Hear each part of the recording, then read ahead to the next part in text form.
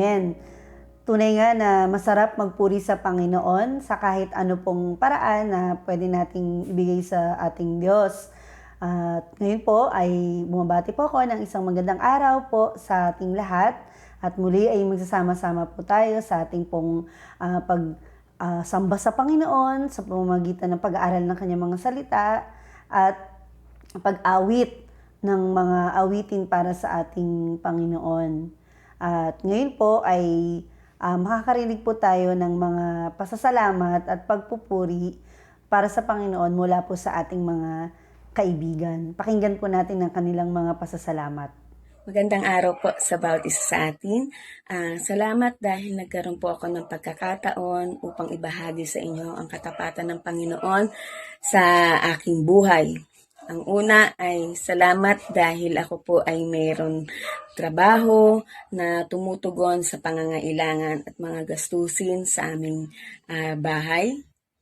Pangalawa ay salamat sa Panginoon dahil kami po dito sa Parañaque ay nananatiling malusog at walang mga nararamdamang sakit.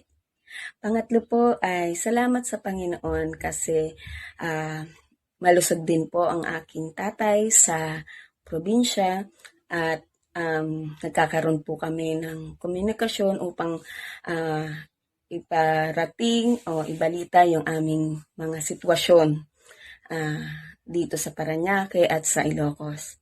At pang-apat po ay salamat sa Panginoon dahil nagkakaroon po ako ng opportunity to pray dun sa mga kakilala kong nagkaroon po ng COVID at ngayon ay nag-i-struggle. Dahil sa pandemyang ito ay salamat dahil nagkakaroon tayo ng pagkakataong magbuklod-buklod, hindi man tayo magkakalapit, kahit na magkakalayo po tayo, ay napapanalangin po natin ang isa't isa. Salamat sa Panginoon. To God be the glory. Magandang araw po sa lahat. Nagpapasalamat po ako sa Panginoon sa proteksyon at sa paggabay niya sa aming pamilya. Nagpapasalamat din po ako sa inibigay niya sa amin magandang kalusugan at magandang malakas na pangangatawan. Salamat din sa Panginoon sa wisdom na pinagkakalob mo sa akin sa araw-araw na pagtuturo sa mga bata. Ganon din po sa mga kasagutan sa mga panalangin ay nagpapasalamat din ako sa Panginoon. Salamat sa araw-araw na magandang paggising sa umaga at sa araw-araw na magandang kalusugan. Salamat sa Panginoon dahil binibigyan niya kami ng mga blessings na hindi namin inaasahan. Magandang araw. Sabi nga natin lagi, sa lahat ng bagay, tayo ay magpasalamat. At tunay po na ako ay nagpupuri, nagpapasalamat sa Panginoon dahil sa panahon po na ako ay nagkaroon ng sakit, nagkasakit po ako for 2 weeks, na-injured po yung mata ko na lagi nga po ito ay nagiging sakit na ng aking mata. Dahil dry eye po siya, ang problema po ng mata ko ay dry eye siya, kaya kapag napapagod din ay nagkakaroon talaga ng injured talaga at ako ay hindi nakakapag-gawa ng maayos, kaya kailangan talaga ipahinga. And after nagkaroon naman ako ng injured sa mata, sumunod naman po ay nagkaroon ako ng UTI. Kaya lalong naging mahirap para sa akin dahil kailangan ko talagang magpahinga at hindi maganda ang aking pakiramdam. Pero tunay na napakabuti ng ating Panginoon dahil sa panahon na yun na ako ay nagkasakit, parang sinabi lang ng Lord ay magpahinga muna ako. Naramdaman ko yung pagkilos, paghawak ng Panginoon sa akin ng panahon na ako ay talagang kailangan magpahinga. At naranasan ko ang kanyang presensya na talagang hindi niya ako pinabayaan. Patuloy niya akong binigyan ng kalakasan at higit sa lahat ng kagalingan. Natatandaan ko Ang Panginoon lagi nandyan kapag tayo naman ay lumalapit sa Kanya, humihingi tayo ng pagpapagaling para sa ating mga sakit. Tunay na ang Lord, hindi niya ako pinabayaan, hindi niya ako iniwan. Basta patuloy lang tayo sa Kanya, tayo magtiwala. At sabi nga po sa awit 41, at lagi ko po itong pinanghahawakan at talagang ang salita ng Panginoon na ito ay tunay. Sabi po sa awit 41, verse 3, aalalayan siya ng Panginoon. Sa hiligan ng panghihina, iyong inaayos ang buo niyang higaan sa kanyang pagkakasakit. Kaya nagpupuri ako, nagpapasalamat ako sa Panginoon dahil anumang sitwasyon ng buhay, maging sa karamdaman, lagi siyang nandyan, nagbibigay ng kagalingan. Kaya sa Diyos ang papuri, maraming salamat, Lord. Gusto pong magpasalamat kay God dahil napoprovide pa rin po ang aming needs, especially po sa pagkain, healthy pa rin po ang aming pamilya, at kompleto pa rin po kami. At nagpapasalamat po ako sa nagsusupport sa akin at nagbibigay po ng tulong. Thank you po, Kuya Jedediah Alianzas. Salamat po sa blessing na binigay mo. Yun lang po. Thank you po. Amen. Maraming salamat sa Panginoon dahil talagang tapat siya sa bawat isa sa atin. At kagaya po ng mga narinig natin, ng mga pagpupuri nila, ng mga pasasalamat nila, ay may kinalaman din po yun sa ating mga mapag-uusapan ngayong araw na to. Ang ating pong text ay makikita po sa 1 Thessalonians chapter 5 verse 18 or sa unang Tesalonica kabanatang 5 talatang 18. Sabi po dito sa kanyang mga salita, at magpasalamat kayo sa Diyos sa lahat ng pagkakataon, sapagkat ito ang kalooban ng Diyos para sa inyong pakikipag-isa kay Kristo Jesus. Pagpalain po ang salita ng Panginoon. Tunay nga na dapat sa ating pong mga Kristiyano na tinatawag natin ng ating mga sarili ay anak ng Diyos, ay laging maging mapagpasalamat. Alam ko po na sa mga panahon na to ngayon ay talagang mas nangingibabaw sa paligid natin, sa mga kaibigan, mga kakilala natin, naririnig natin na parang puro problema ang bukang bibig ng bawat isa dahil sa nararanasang hirap ng buhay, dahil nga po sa ating sitwasyon ngayon na hanggang ngayon, lampas 1 taon na po tayong nasa pandemic. Pero ganun pa man, ang nais pa rin ng Diyos sa atin ay maging mapagpasalamat sa lahat po ng bagay. In everything, give thanks. So kahit ano pa po ang ating pinagdadaanan sa kasalukuyang mga panahon, ay talagang matutunan pa rin natin na maging mapagpasalamat sa ating Panginoong Diyos. Dahil kung talagang tinuturing natin na ang ating mga sarili ay anak ng Diyos, kailangan nating maalala rin na sino nga ba yung ating Panginoon? Sino nga ba yung Diyos natin na nagbibigay ng ating mga pangailangan? Parang kahit po kaliwat kanan, yung mga problema na nakikita natin sa paligid, ay huwag maging focus ng ating atensyon ay yung mga bagay na yun. Kumbaga, kahit sa kabila ng mga hirap or pagsubok o problema na pinagdadaanan natin, ay maalala pa rin natin palagi na magpasalamat sa Panginoon.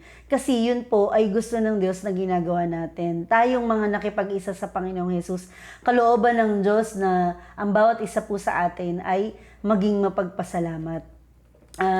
Imbes na tayo po ay palaging tumingin sa mga paligid, magreklamo tungkol sa sistema ng bayan or sa gobyerno, imbis na tingnan natin yung problema ng kapitbahay natin, ano bang mga issue sa pamilya, problema sa sarili, lahat naman po yun ay talagang nangyayari. Pero ang kailangan lang po nating maalala at tandaan natin na huwag nating ilagay yung full attention natin sa mga bagay na yun. Kasi nahaharangan ng mga negative things or thoughts natin yung panahon na tayo ay maging mapagpasalamat. Yun lang yung gusto din ng Diyos sa atin na alalahanin natin kung ano ba yung mga bagay na dapat na ipinagpapasalamat sa Kanya. Dahil kung tutuusin po, kahit po sobrang daming hirap na nandito sa sa paligid, sa sitwasyon natin, kahit saan ka tumingin, mas marami pa rin po yung mga bagay na ginagawa ng Panginoon sa buhay natin na mabuti at karapat-dapat na maging mapagpasalamat tayo sa mga bagay na yun.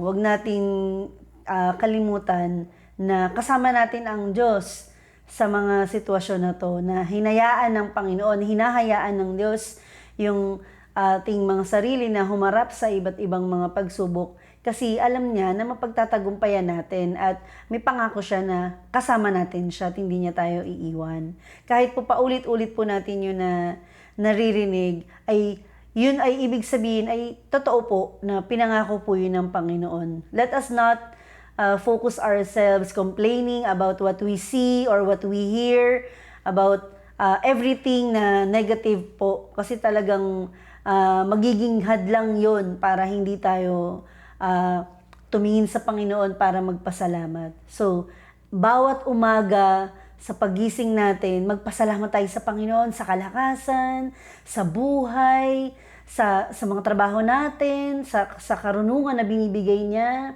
sa mga pagkain, kahit hindi po sagana ang iba, pero hanggat meron tayong kinakain, magpasalamat tayo sa Diyos. Meron tayong natitirahan, meron tayong mga kaibigan na nagpapasaya sa atin, na ginagamit ng Diyos para tayo ay ma-encourage. Meron tayong mga kamag-anak na nangangamusta sa atin. Marami pa pong bagay ang kaya at pwede nating ipagpasalamat sa Panginoon. And yes, kahit po meron tayong mga kanya-kanya mga pinagdadaanan sa buhay, problema, nariyan po lahat yon, pero hindi po dapat maging dahilan yon para hindi natin ibukas ang ating mga bibig para magpasalamat sa Diyos. Again, ang message po ng Lord sa atin is for us to be grateful, na tayo ay maging mapagpasalamat. Palitan natin yung mga tingin natin na hindi maganda or mga negative dun sa positibo, kung saan malaya nating maaalala, iisipin, alalahanin yung mga kabutihan ng Panginoon sa atin, at yun yung magiging dahilan at daan para tayo magpasalamat. Kaya po, wag po tayong malungkot kapag po tayo ay may mga pinagdadaanan. Magpasalamat pa rin po tayo sa Panginoon sapagkat hindi niya tayo iniiwan. Hindi niya tayo pinapabayaan at palaging nandyan ang Diyos para sumama sa atin. Tayo po'y patuloy na umawit sa Panginoon para sa ating pagpapasalamat sa Kanya.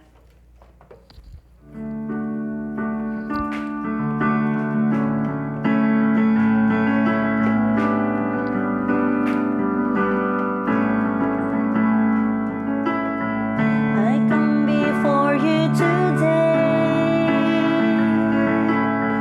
and there's just nothing that I want to say. Thank you, Lord.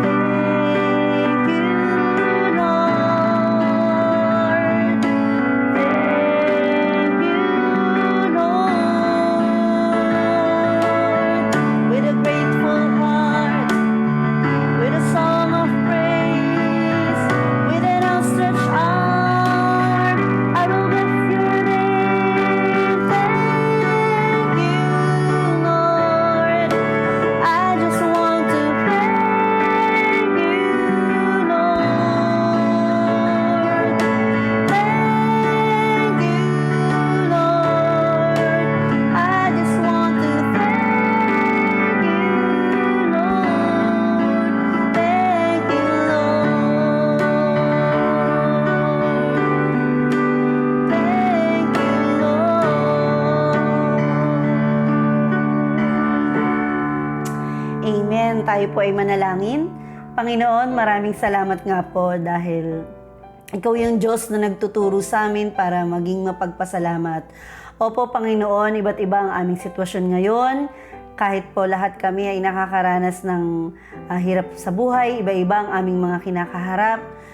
Pero Panginoon, marami pa ring bagay ang pwede naming ipagpasalamat sa inyo. Salamat po, O Diyos, sapagkat Ikaw yung Panginoon namin na makapangyarihan, na tapat sa amin, mabuti, Panginoon, at hindi ka nagbabago. Ang pag-ibig mo, Panginoon, palagi, araw-araw ay nararanasan namin. Kaya nagpapasalamat kami, Panginoon, sa iyo bilang aming Diyos na makapangyarihan, na buhay, na siyang nagligtas sa amin. Salamat po, Panginoon, sa buhay na walang hanggan na tinatamasa namin ngayon. Nais namin, Panginoon, na humiling ng kapatawaran sa aming mga pagkukulang sa inyo, sa mga kasalanan na nagagawa namin, Panginoon. And we thank you, Lord, for all the blessings na binibigay mo sa amin.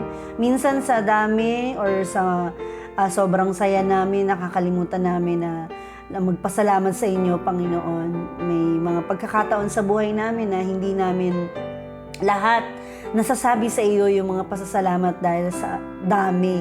Pero Lord, sa mga pagkakataong ito, nais po namin na ikaw ay ibigay sa iyo ang kaluwalhatian na tanging ikaw lamang ang dapat na tumanggap.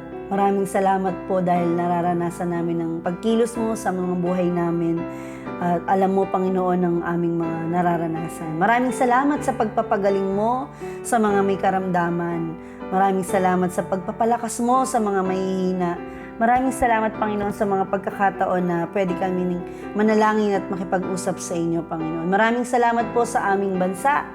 Salamat po sa kalayaan na pwede naming maranasan itong pag-aaral ng iyong salita.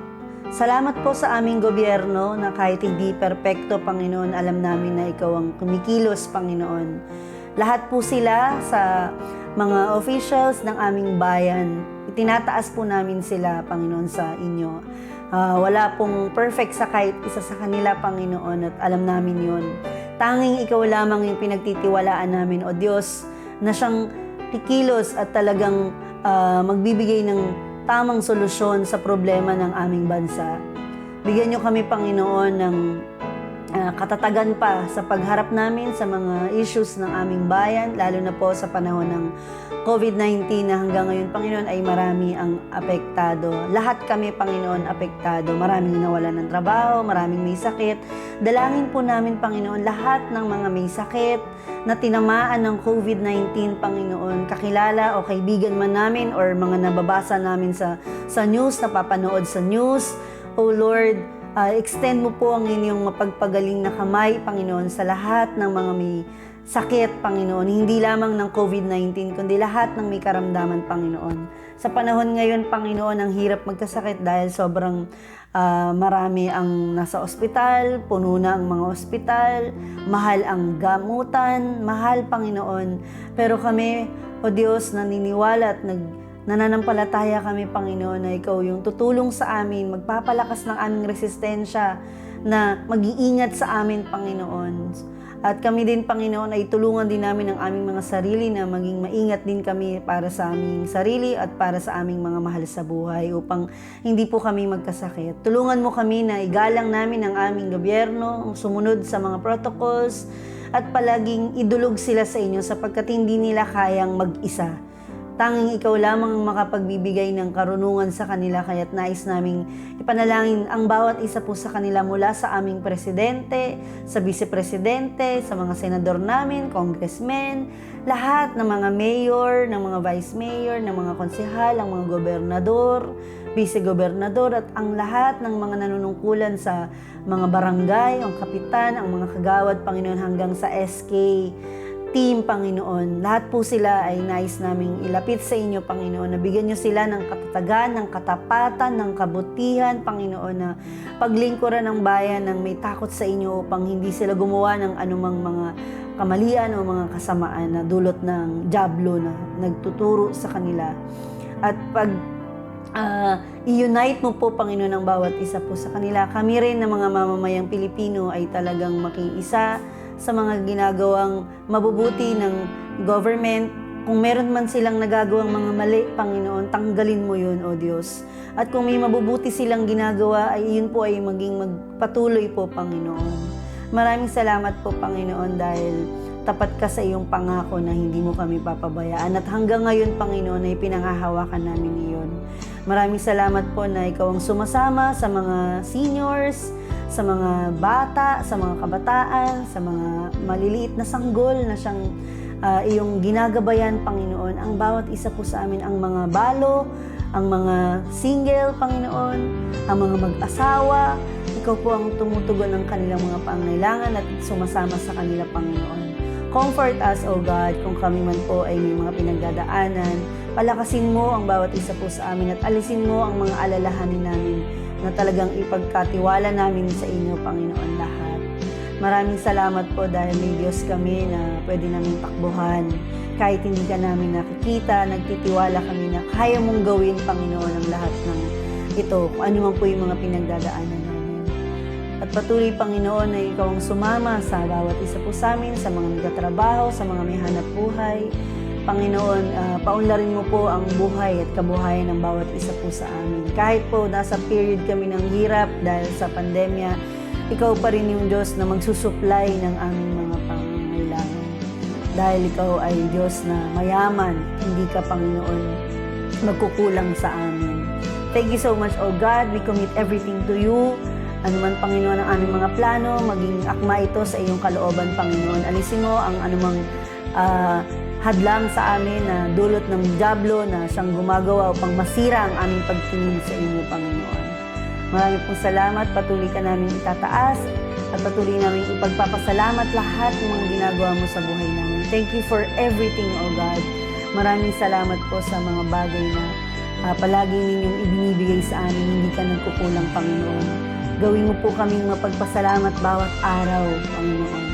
Maraming salamat po na pwede namin ipagkatiwala ang lahat ng aming mga alalahanin, mga pangangailangan sa inyo. Thank you, Lord, at patuloy na ikaw po ang siyang manguna sa bawat isa po sa amin, talagang makita sa aming mga buhay kung sino ka, Panginoon, bilang aming tagapagligtas at aming Diyos at aming Panginoon. Thank you, Lord, at patuloy na ikaw pa rin ang siyang itanghal sa bawat buhay namin, Panginoon. Ang lahat po ng kasama ko sa pananalangin ngayon, Panginoon, ay patuloy na kumilos ka sa mga buhay namin. Ito po ang aming dalangin. Maraming salamat po sa pangalan ni Jesus. Amen. Muli po ay God bless po sa bawat isa. Nawa ay patuloy po tayong maging maingat at manatili na lang po sa mga bahay natin para hindi po tayo magkaroon ng anumang karamdaman at patuloy pa rin natin ipagkatiwala sa Diyos ang bawat ginagawa po natin. God bless po.